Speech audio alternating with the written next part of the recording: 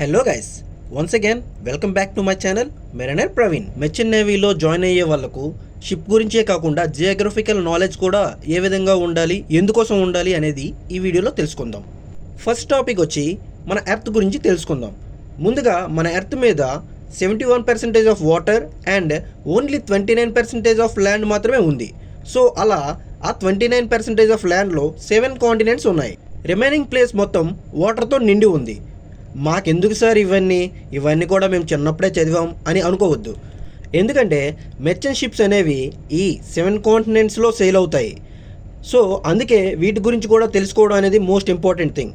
అలాగే రిమైనింగ్ 71%లో వాటర్ నిండి ఉంది. ఆ 71% of water oceans, seas, rivers, lakes ఇలా వీటి రూపంలో నిండి ఉంది. మీ అందరికీ తెలిసే ఉంటుంది, టోటల్గా 5 ఓషన్స్ అనేవి మన ఎర్త్ మీద ఉన్నాయి. వీటిని యూజ్ చేసుకుని మెర్చెంట్ నేవీ అనేది గ్లోబల్ ట్రేడ్ చేస్తుంది అక్రాస్ ది 7 కాంటినెంట్స్. ఈ ఓషన్స్, సీస్ లేకపోతే మెర్చెంట్ నేవీ అనేది లేదు. అందులో మనకి ఈ జాబ్లు కూడా లేవు, ఇప్పుడు ఈ వీడియో కూడా లేదు. అందుకే వీటి గురించి మీకు బేసిక్గా వాటి ఇంపార్టెన్స్ అనేది ఎలా ఉంటుందో మీకు జస్ట్ ఇంట్రడక్షన్ ఇస్తున్నాను. Next topic latitudes and longitudes. ఇవి అసలు మనకు ఎలా ఉపయోగపడతాయి, ఇవి మెర్చెంట్ నేవీలో పనిచేసే వాళ్ళకు ఎలా యూజ్ అవుతాయి అని అనుకోకండి. సెయిలింగ్ అనేది టోటల్గా ఈ లాటిట్యూడ్స్, లాంగిట్యూడ్స్ మీదనే ఆధారపడింది. గ్లోబ్ మీద ఉన్న ప్రతి ప్లేస్కు, ప్రతి ఒక్క కంట్రీ, సీ, ఓషన్, ప్రతి ఒక్క ఐలాండ్కు కూడా particular latitude and longitude position అనేది ఉంటుంది. సో అలా షిప్ అనేది ఒక కంట్రీ నుండి సముద్రాల మీద సెయిల్ అవుతూ వేరే కాంటినెంట్లో ఉన్న దేశానికి రీచ్ అవ్వాలి అంటే ఆ యొక్క పొజిషన్ అనేది, కంట్రీ యొక్క పొజిషన్ అనేది తెలుసుకోవాలి. సో ఆ పర్టికులర్ కంట్రీ యొక్క పొజిషన్ అనేది లాటిట్యూడ్స్, లాంగిట్యూడ్స్లో ఉంటుంది. సో దాని ద్వారా చార్ట్స్ని యూజ్ చేస్తూ ఎసెన్షియల్ బ్రిడ్జ్ ఎక్విప్మెంట్స్ ద్వారా డెస్టినేషన్ని సేఫ్గా విత్ ఇన్ టైంలో రీచ్ అవ్వగలరు.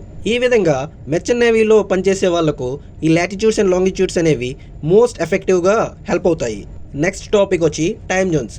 ఇవి ఎలా యూజ్ అవుతాయి అంటే, మనం ఇండియా కంట్రీలో కాశ్మీర్ నుండి కన్యాకుమారి మొత్తం కూడా ఒకే టైం జోన్ అనేది ఫాలో అవుతుంది. బట్ మన ఇండియాలో లాగా ప్రపంచం మొత్తం అదే టైం జోన్ని ఫాలో అవ్వదు. ఫర్ ఎగ్జాంపుల్, ఇప్పుడు ఇండియాలో మార్నింగ్ 6 అయితే వేరొక కంట్రీలో నైట్ 10 అవ్వచ్చు, లేదా ఈవినింగ్ 6 అవ్వచ్చు. సో ఆయా దేశాలు వాటి యొక్క టైం జోన్ని ఫాలో అవ్వడం వల్ల ఈ డిఫరెన్షియేషన్ అనేది వస్తుంది. ఇంకా క్లారిటీగా చెప్పాలి అంటే, మీరు షిప్లో ఏదో కంట్రీలో ఉన్నారు, మీకు మార్నింగ్ 10 or 11 అవుతుంది. సో మీరు ఇంటికి కాల్ చేస్తే వాళ్ళు లిఫ్ట్ చేయరు, ఎందుకంటే ఇండియాలో మిడ్ నైట్ అవుతుంది. సో మీకు టైం జోన్స్ గురించి తెలియకపోవడం వల్ల ముందుగా మీరు ఇన్ఫర్మేషన్ అనేది పాస్ చేయలేదు. సో మీకు ఈ టైం జోన్స్ అనేవి తెలిస్తే ఇంటి వాళ్ళకు లేదా మీ గర్ల్ ఫ్రెండ్, వైఫ్కు ముందే ఇన్ఫర్మేషన్ ఇవ్వచ్చు.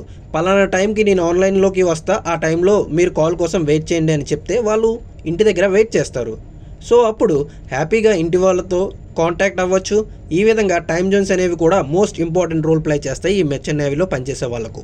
అదేవిధంగా ఓషన్కి, సముద్రంకి మధ్య డిఫరెన్స్ ఏంటి, గల్ఫ్, బే, ఐలాండ్స్, స్ట్రైట్, కెనాల్స్, ఛానల్స్ అంటే ఏంటి, మోస్ట్ ఇంపార్టెంట్ షిప్పింగ్ రూట్స్ అనేవి ప్రపంచంలో ఎక్కడెక్కడ ఉన్నాయి, అలానే మనం షిప్లో సెయిల్ చేస్తున్నప్పుడు రఫ్ సీస్ అనేవి మనకి మోస్ట్లీ ఎక్కడ టచ్ అవుతుంటాయి అనేది కూడా మనం తెలుసుకోవాలి.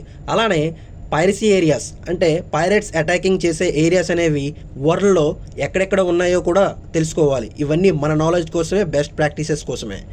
ఇప్పుడు చెప్పిన ప్రతి ఒక్క టాపిక్ కూడా నేను నెక్స్ట్ వీడియోస్లో ఫర్దర్గా డీప్గా ఒక్కొక్క వీడియో చేస్తూ మీకు ఎక్స్ప్లెయిన్ చేస్తాను. Hope you all guys like the video and thank you for watching.